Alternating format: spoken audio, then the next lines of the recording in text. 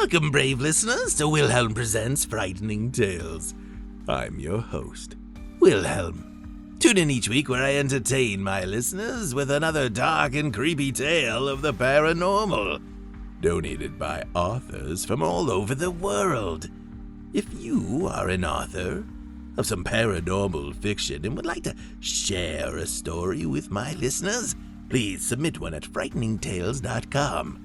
And while you're there, tune in for more than 100 episodes of previous content. And today's episode, it'll be another double feature, the first part of which will be written by Matthew John Smith, an up-and-coming author in the horror genre. Matthew is a 41-year-old web programmer working for the public education system. If you'd like to learn more about Matthew, you can visit him online at MatthewJohnSmith.com. That's John, J-O-N. Matthew says that he's never been published yet. But surprise, Matthew, this is a form of publishing. And I'm happy now to present his story, The Bloodwitch.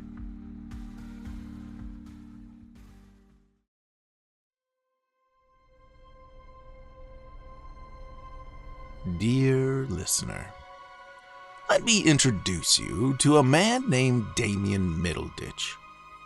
About an hour ago, Damien Middleditch wrestled himself away from his RTX 4090, his blazing fast 24-core processor, and his 6 240Hz monitors, because his stomach had been rumbling unanswered for far too long.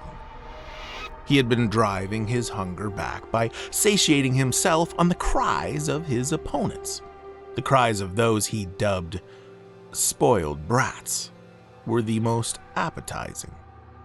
The fact that he could drive a child to throw a tantrum by destroying them in every game known to man gave Damien much fulfillment.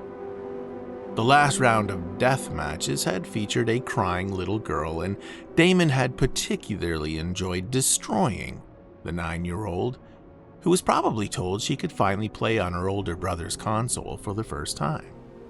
He would hunt her down at the spawn point to buff his kill numbers while he hurled invectives at her over the open audio chat. Damien's attention was finally pulled away from his game when he heard the refrigerator door shut from the kitchen.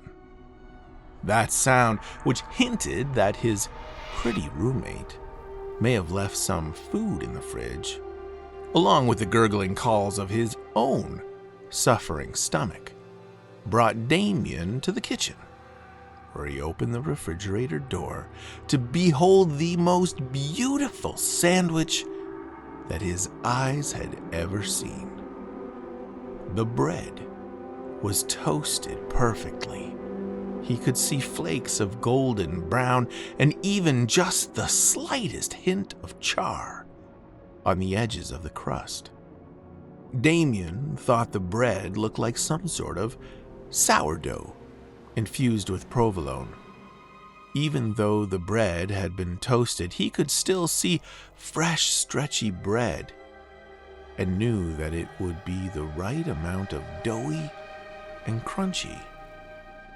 There was a toothpick, inlaid with gold, sticking through the top bun, piercing through 2 of the most perfectly ripe fresh olives.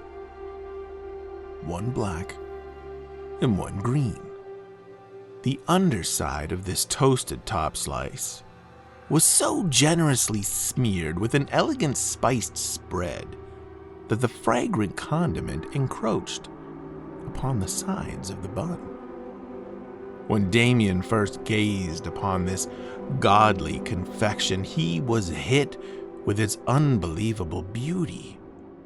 But then he was floored by its arresting and tantalizing scent. There were spices so inviting as if they promised comfort and satisfaction of exotic origins. Did he smell curry? Rose, even?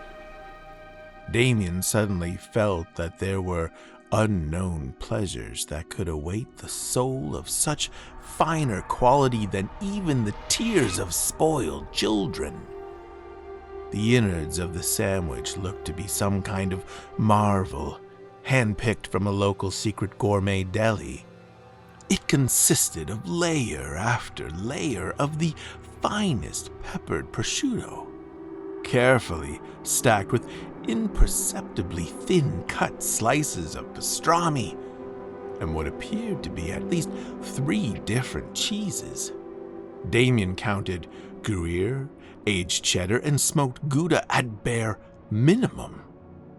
The meat was layered and thick, but each slice looked as though an angel had cut it. Damien's mouth watered in ways that felt holy. Were the edges of the meat singed ever so gently? Had someone put the finishing touches on with a hand torch? Damien crouched down to be at eye level and got a better look at the glorious thing. The bottom bun was lined with a silky sauce that he could see was peppered with red. There were 2 thick-cut slices of smoked bacon that looked like they each cost more than a frappuccino apiece. Laying as the base of the sandwich, smothered in that speckled sauce and sweet pepperoncini peppers.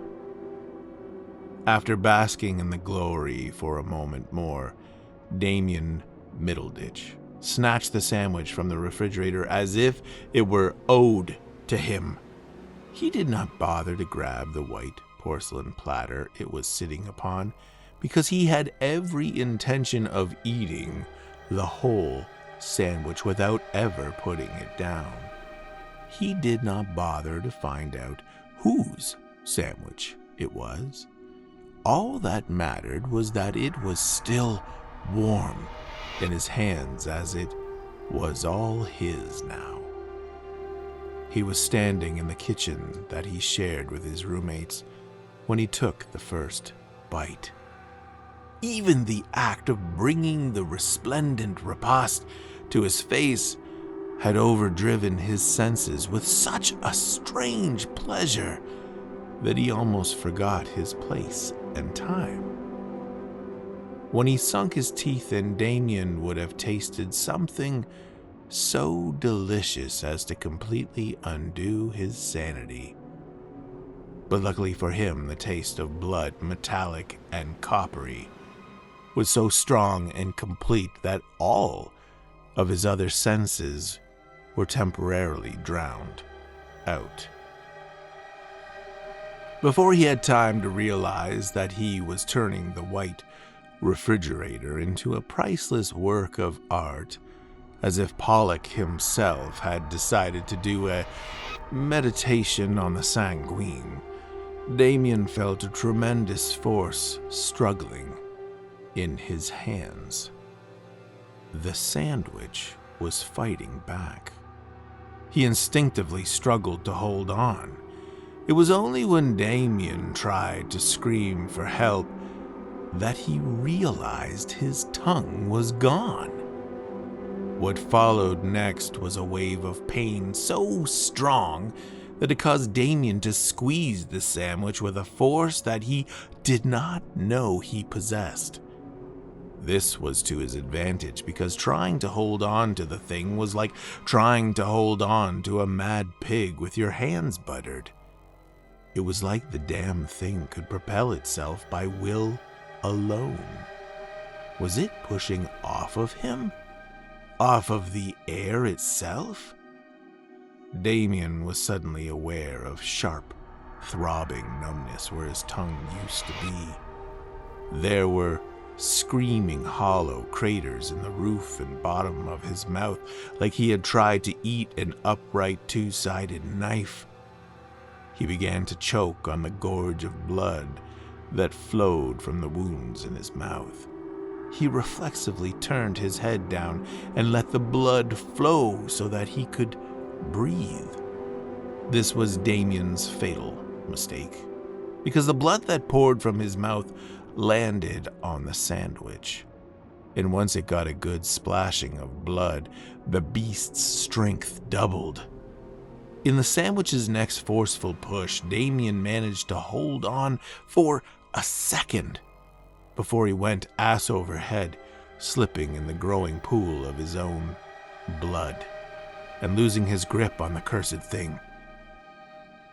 When his head met the kitchen floor, the impact was enough to make him see stars, see double, and even see Jesus for a second.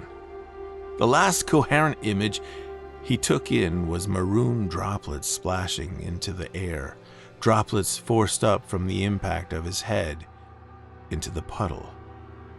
This was all happening in slow motion before his rattled brain finally said, "Goodbye and fuck you." Damien Middleditch was gone just long enough not to feel the pain of the sandwich eating his finger. The same finger that clicked the mouse and guided so many easy headshots at weak targets. Mr. Middleditch woke up for a couple seconds from the darkness of the faint, only to see the sandwich perched by the pool of blood's edge, drinking like a predatory beast at a watering hole in the Serengeti or the Amazon. In his hazy head, still laying sideways in a small pond of his own red life liquid, Damien marveled at the sandwich's beauty and wished to best it. He knew that earning its unearthly flavor through battle was the only true way to deserve its reward.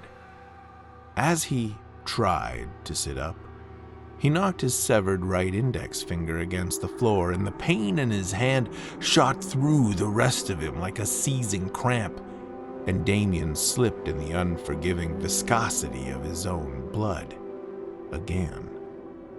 This, of course, drew the attention of the sandwich, and Damien screamed nonsense as it besieged him.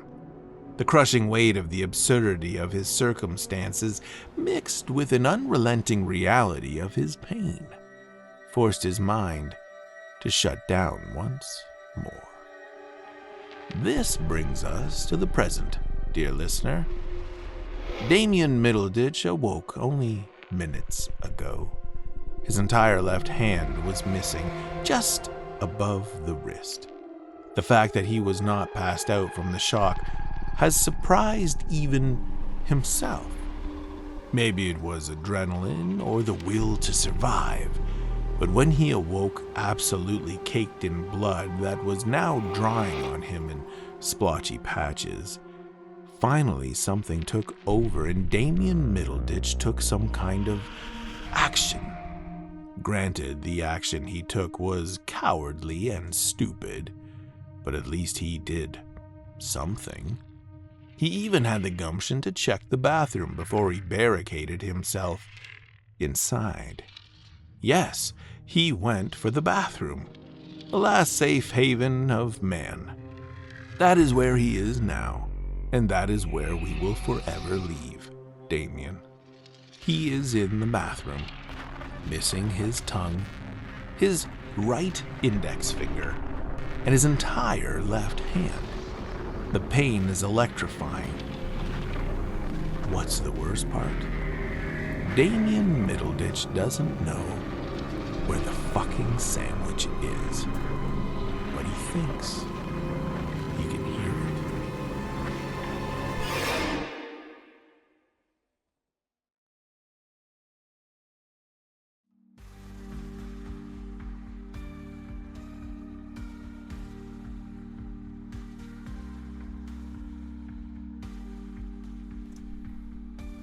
Welcome to the second part of our episode.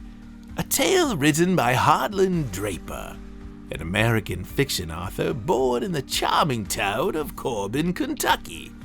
Harlinn was instilled with a love for storytelling from an early age. His mother, an English teacher, gifted him the power of evocative language and captivating plots, while his father, a railroader, passed on a strength and grit that would shape Harlinn's writing style. To learn more about our author, you can visit him at harlinndraper.com. And now his tale, 5 points.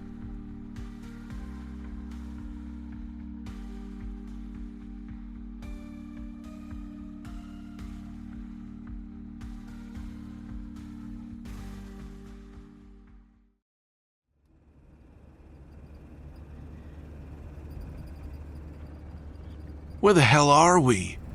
Trisha leaned forward from the backseat of the '89 Chevrolet Caprice, her voice cutting through the stale, smoke-filled air. We're almost there. Just chill the fuck out. Don't be such a stupid bitch. Trevor shot back, squinting through the grimy windshield as if trying to peer into the very heart of the night. Fuck you, Trevor. Don't you dare call her a bitch. Carl's voice boomed from the back, next to Trisha's, his words heavy with the threat of violence.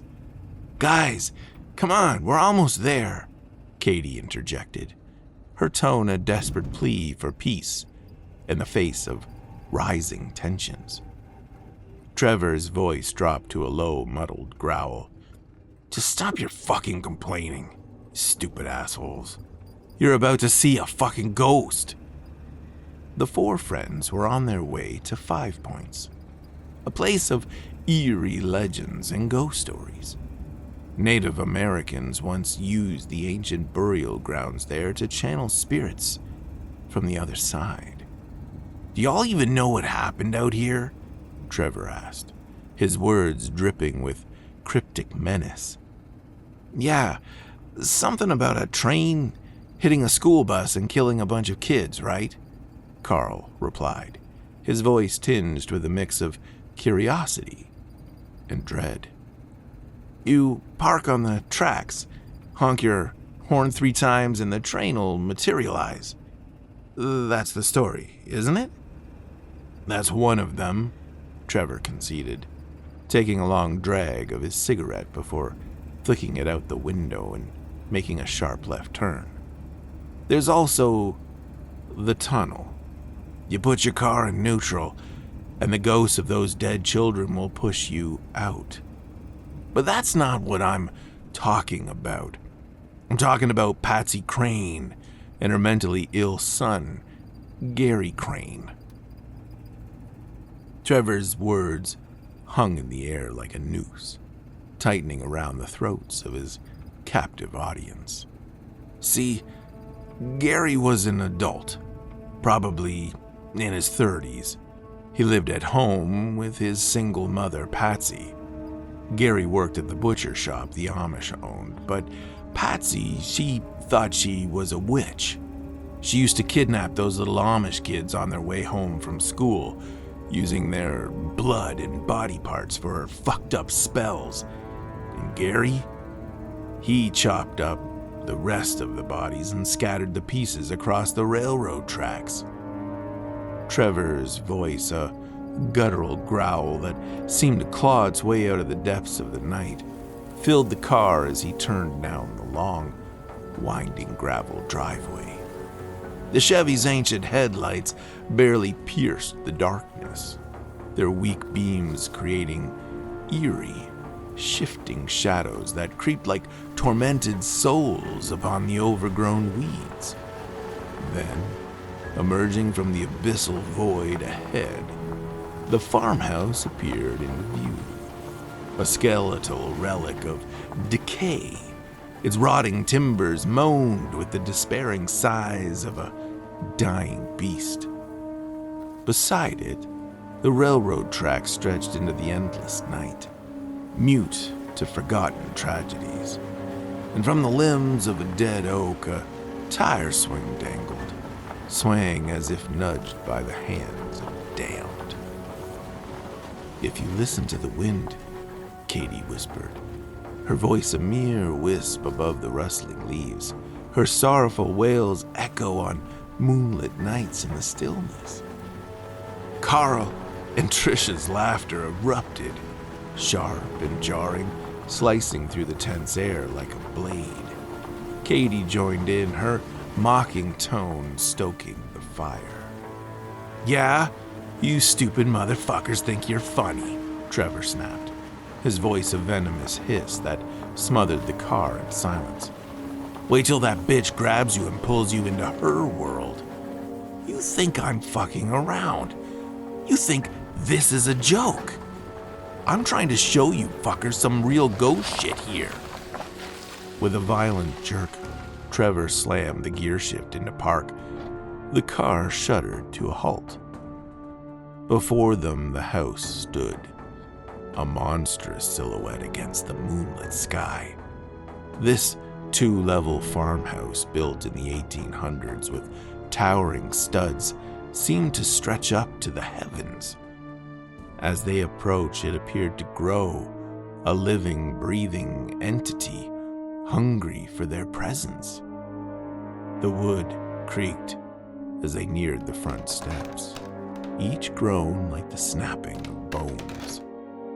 "Come on, we can get in through this window on the porch," Trevor said, his voice a blend of excitement and sinister dread. "We're not going in there. I'm not even walking on that fucking porch. Are you crazy, Trevor?" Katie's voice trembled with fear as she stared at the gaping maw of the broken window. "Stop being a pussy, Katie. You said you wanted to do this. Come on, Carl. You aren't gonna be a wuss, are you?" Trevor goaded. "I mean, it's just an old house. What's the big deal? I kinda wanna see inside too," Carl pleaded with Trisha. "Come on, Katie. It's just an old house. We can take some dope pics. It'll be epic," Trisha urged, looking to Katie. Trevor extended his hand to Katie and led them through the window. Trisha stumbled into the house, falling and knocking over a table, sending a picture in a heavy frame crashing to the ground. Hastily, she scrambled to her feet, brushing off the debris in embarrassment. "Oh, fuck. Look, that's her, Patsy Crane. You fucking knocked over her picture. Oh, shit. This is gonna get good. Let's run up to Gary's room," Trevor taunted his friends. "Stop it, Trevor. I'm ready to leave," Katie demanded, turning back to the window. She found herself alone. The house had transformed, as if time itself had peeled back 30 years. Confused, she called out for Trevor. Suddenly, a towering figure with broad shoulders appeared in the entryway to the kitchen. "Don't yell," he shouted, then transitioned to a whisper. "She will hear you. She won't like you here." "Who are you? Where's Trevor?" Katie pleaded, her voice trembling. "He's in my bedroom. Mother is prepping her magic potions. She's gonna make me smart," the man replied, a twisted smile creeping across his lips. "You want to watch me chop his head off? That's my favorite part. The sound it makes. It's like a ripe melon splitting open. I usually save it for last, but if you want to watch, I'll do it first." His laughter echoed through the room. Katie stumbled backwards, her heart racing as she felt unseen hands wrap around her. Cold fingers tightened like a vice. She let out a scream, a raw, guttural sound that made its way from deep within. When she dared to open her eyes, she found herself back in the dark, damp, dilapidated house. Her friends surrounding her, their faces covered with concern. "What the hell are you doing, Katie?" Trisha's voice cut through the suffocating air, grounding her in reality. Trevor, standing just beyond the kitchen entryway, froze as a sound sliced through the silence. A low, dragging, metallic scrape. Like a knife gliding across a countertop. He turned slowly, dread pooling in his stomach at the sight of a tall, thin woman emerging from the shadows. Her movements were jerky, unnatural, as if she were a puppet with tangled strings.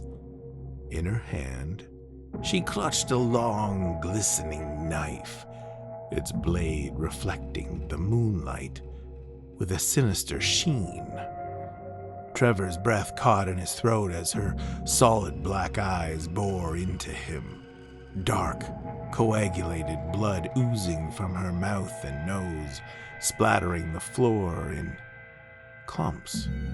Each step she took sent waves of revulsion through him. He reached for the knife hidden in his boot, but when he pulled it out, it was no blade at all. Instead, he held a bizarre apparition, a mutated crossbreed of flesh and horror. The handle was a squirming mass, a small fetus-like creature with 4 tentacles stretching and retracting, pulsating with a life of its own.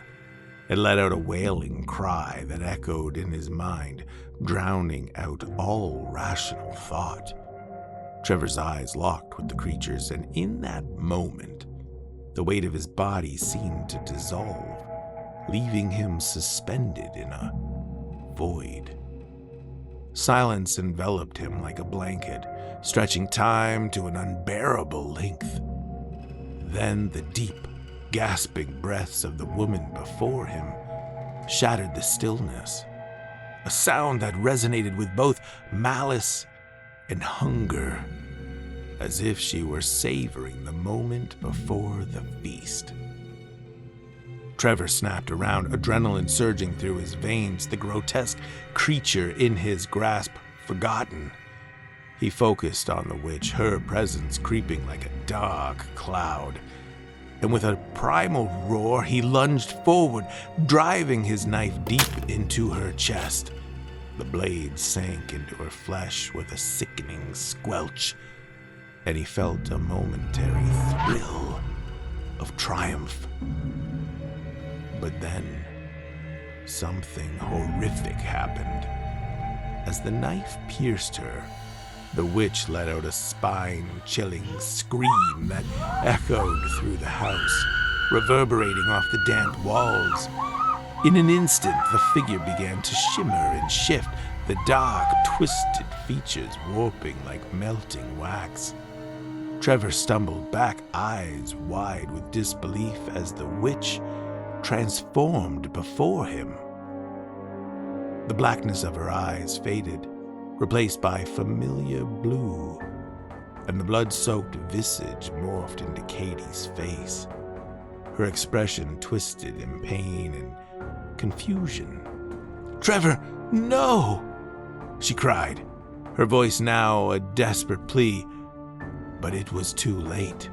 He had already crossed the threshold into a nightmare. The knife remained lodged in her chest, and a fresh wave of horror washed over Trevor as he realized what he had done. The warmth of her blood began to seep around the blade, pooling at her feet, turning the floor into a gruesome canvas of red. Katie's hands clawed at the knife, her body trembling as if caught in a violent struggle between life and death. "Katie, no! What the fuck? I didn't mean to!" Trevor shouted, panic rising in his throat. He wanted to pull the knife out to save her, but it was as if the very act of removing it would sever the fragile thread that still connected her to the world. "Help me!" she gasped, her voice cracking, each word a battle against the darkness creeping into her eyes. Trevor felt a deep pit open in his stomach, the realization sinking in that he might have unleashed something far worse than he had ever imagined. "Stay with me," he pleaded, his voice breaking as he grasped the hilt of the knife. With a deep breath, he steeled himself and yanked it out, hoping that he could pull her back from the brink. As the blade came free, a blinding light erupted from the wound, illuminating the darkness. Trevor shielded his eyes, and when he dared to look again, he saw Katie collapsing to the floor. The witch's influence shattered, leaving only the girl he knew, breathing, alive, but barely clinging to consciousness. "Katie!" he cried, fear crashing over him like a wave. He cradled her head in his lap, his heart pounding as he looked into her eyes, searching for the spark of life that he feared was fading. Carl and Trisha rushed into the room, their faces pale as the moonlight streamed through the window. "What the fuck did you do?" Carl demanded, his voice shaking as he pointed at the bloody knife lying next to Trevor. The air was thick with the metallic scent of blood mingling with the suffocating dread. "It's not what you think. It was her. It was the witch. It was Patsy Crane," Trevor pleaded, desperation clawing at his throat. "Oh my God, Katie, no!" Trisha screamed, her voice cracking as she dropped to her knees beside her friend. Katie's face had gone blank, a cold, dead stare that would haunt Trisha's memory forever, a reflection of the horror that had unfolded. In a sudden frantic motion, Trevor grabbed the knife. He stood up, his movements wild and erratic, and slung Katie's lifeless body to the ground with a chilling disregard. Carl's heart raced as he looked up, and Trevor seemed to swell before him, transforming into a massive figure, towering and grotesque, shoulders stretching outward like dark wings unfurling. "I told her not to yell. Mother doesn't like people in our house. She's gonna make me chop the rest of you all up now." The figure growled, its voice a low, rumbling echo that sent shivers down Carl's spine. Carl looked to Trisha, eyes wide with panic, searching for a way out, but her expression was frozen in horror. Her eyes had gone solid black, an abyss where warmth once lived. Her face a blank canvas devoid of emotion. The moment stretched an eternity of dread, and then her mouth shot open. A torrent of black tar erupted from her throat, spraying Carl like a morbid fountain, knocking him back against the wall. He blinked through the darkness, trying to comprehend what was happening. But when he opened his eyes, the figure was inches from his face now. Carl could feel its breath, hot and fetid, brushing against his lips. "My name is Gary," it said, the name dripping with malice. "Do you want to see my dinosaurs?" The question hung in the air, absurd and terrifying.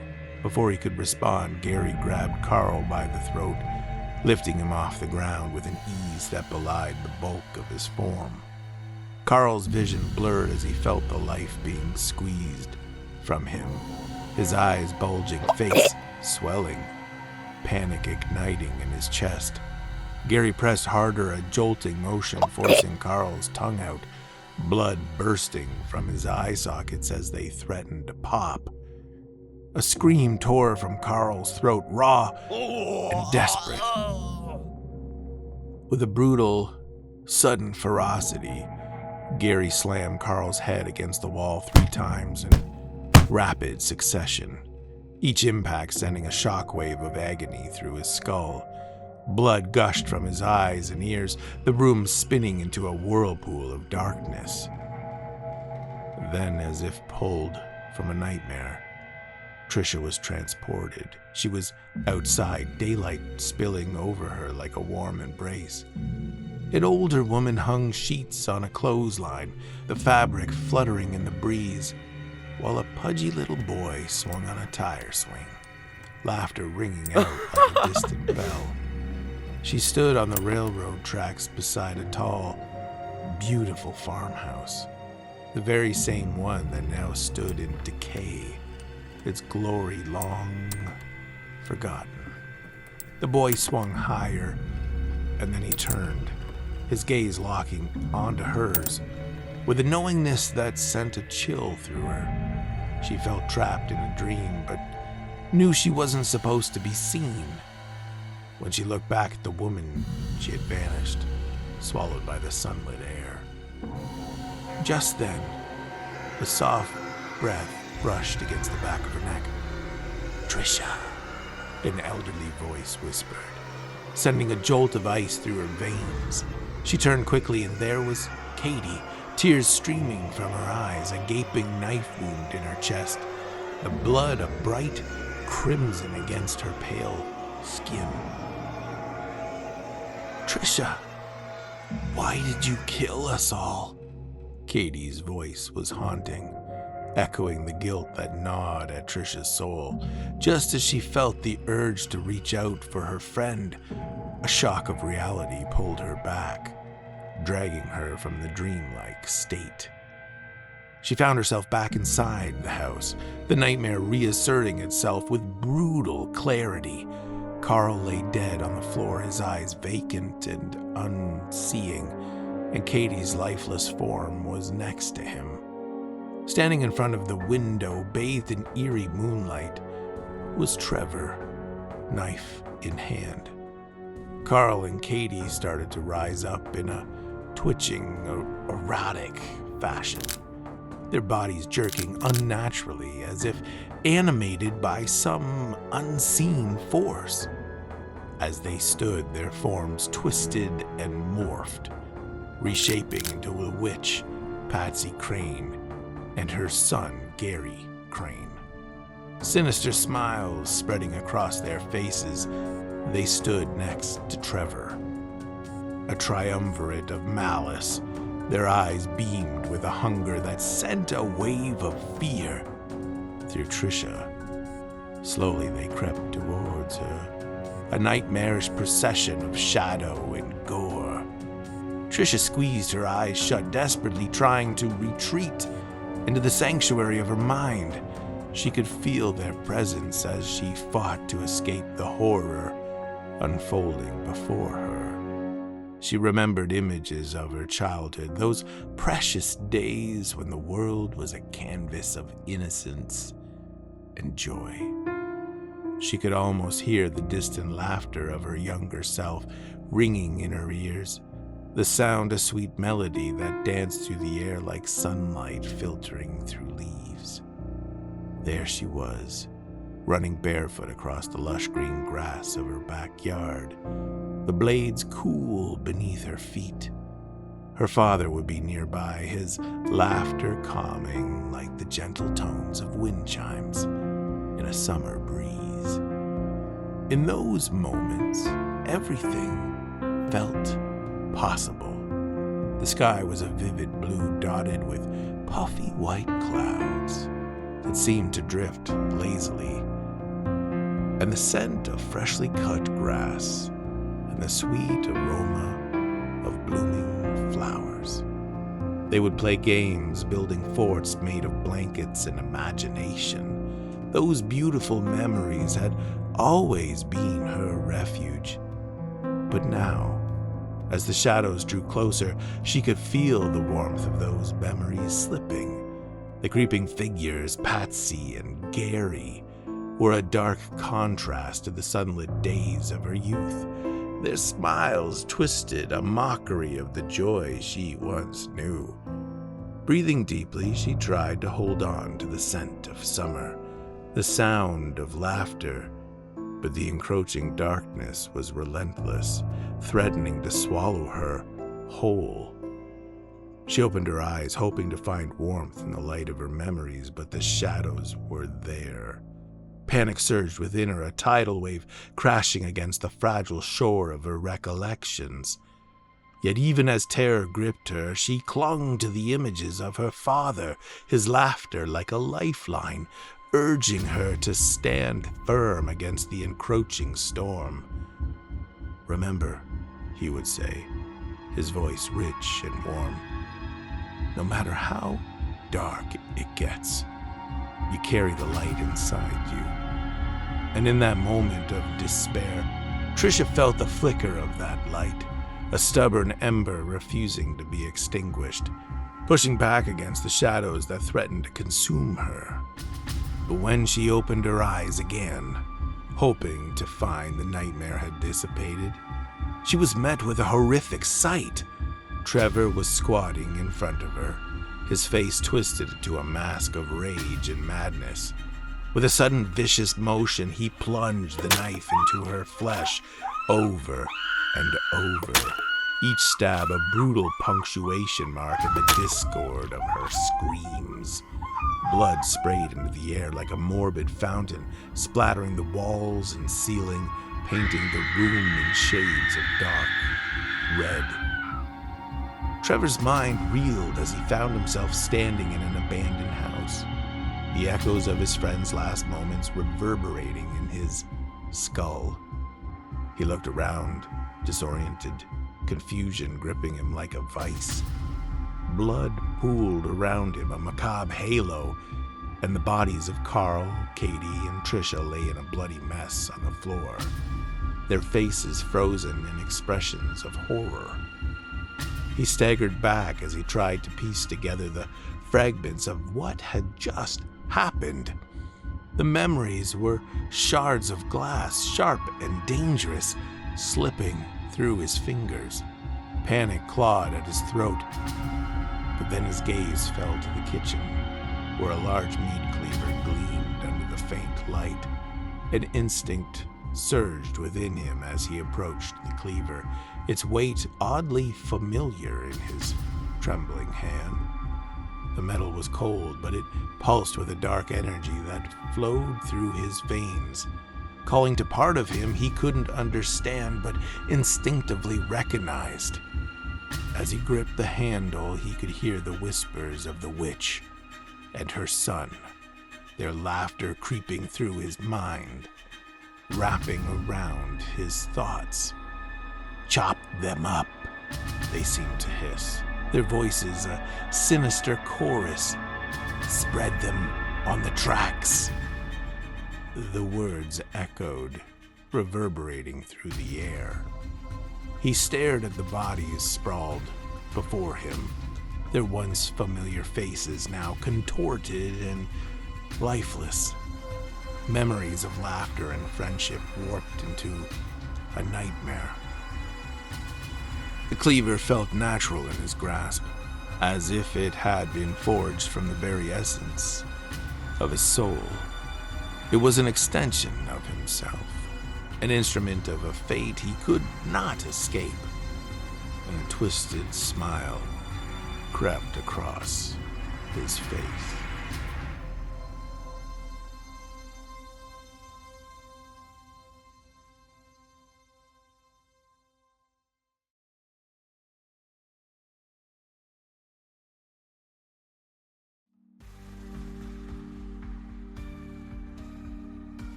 Thank you, brave listeners, for joining me today. Please join me again next week for another frightening tale, or listen to one of more than 100 previous episodes. If you enjoyed your time here, please support my work. If you've been watching on YouTube, like the episode and subscribe to the channel. If you've been tuned in on Apple Podcast, please rate the channel as you see fit. And if you've been listening to the program on Spotify, I'd love to hear your comments. Most of all, share frightening tales with those around you and support today's authors however you can. Until next time, when I share with you another frightening tale, listen if you're brave enough.